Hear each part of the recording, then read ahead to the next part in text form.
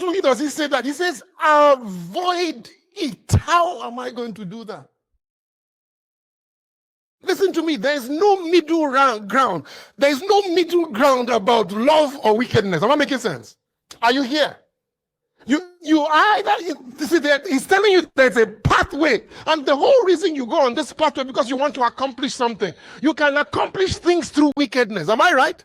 People have taken over countries and have wiped out people and killed people just to become successful. Am I right? And up to when capitalism started, when people started making money from products and services and designs and complex, the only way you could get rich was to take over a country that was rich. You know that? But it was a wicked way. Am I making sense? Are you here? He says, don't go in that pathway. Avoid it. Pass not in that path. And it is describing those wicked people to you. He's saying, they don't sleep except they've done mischief. Now, there's a member of this church who's not here now. He's gone to be he's in America now. One day, he just got up and told us, he said, he just, after a public meeting like this, he just got up and said, I used to be an armed robber in Ibadan. Everybody was. He says we were 6 university graduates. We will wear masks at night, we'll buy guns, and we go and rob people. This Ibadan, he's a member of this church. Well, he has stopped stealing, so don't be afraid.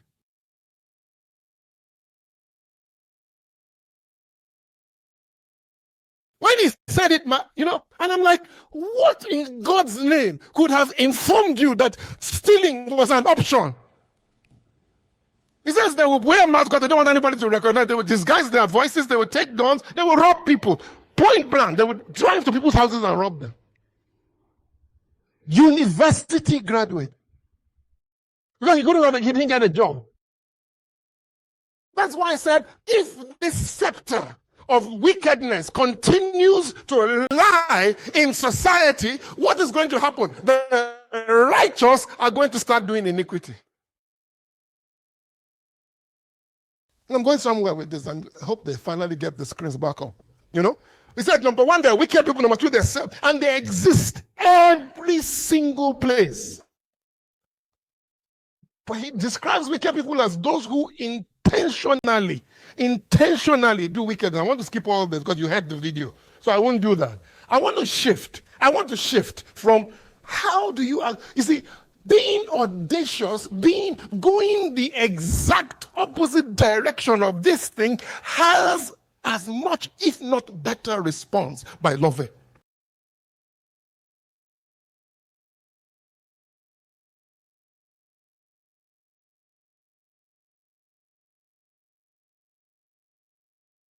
You see, this king, what's his name? Nebuchadnezzar, weak, my goodness. Apart from reading the Bible, read stories about him.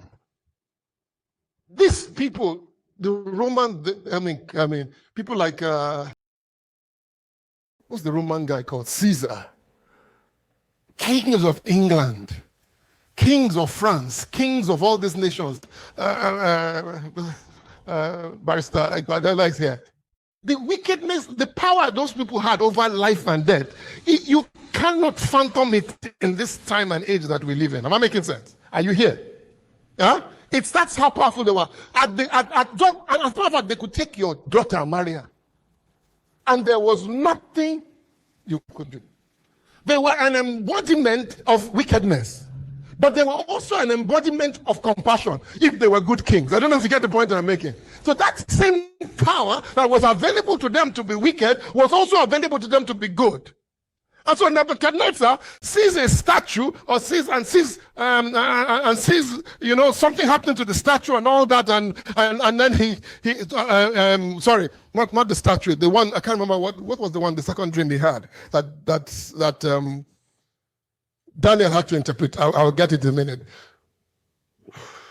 Sometimes I'm going to say this for people who don't understand preaching. I'm not preaching from here. I'm preaching from here. And so I have to connect back to this to remember somebody's name or date. I don't know if you get my point. You understand what I'm saying? So he remember what he says what Daniel says to him. He says, "O king, cut off sin by doing righteously." In other words, he was giving him a formula. Am I making sense? He says, king, and then he says, cut off iniquity by showing mercy or by being generous. I can't remember what the other side of the scripture says. But the point I'm trying to make here is that we have that choice. I don't know if you get the point I'm making. We have that choice to be able to sit down and say to ourselves, wait a minute, am I a wicked person? If I am wicked, I can cut it off by loving.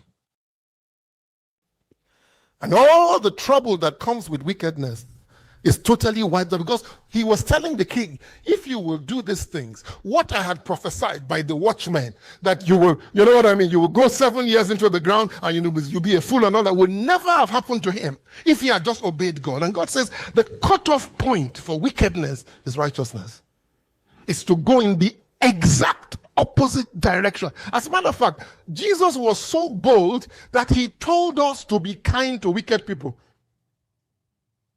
He says, do not despise those who despitefully use you and persecute you. In other words, he's telling you that there is something about what I have for you. There is something about what I'm carrying that is powerful enough to neutralize the force of wickedness.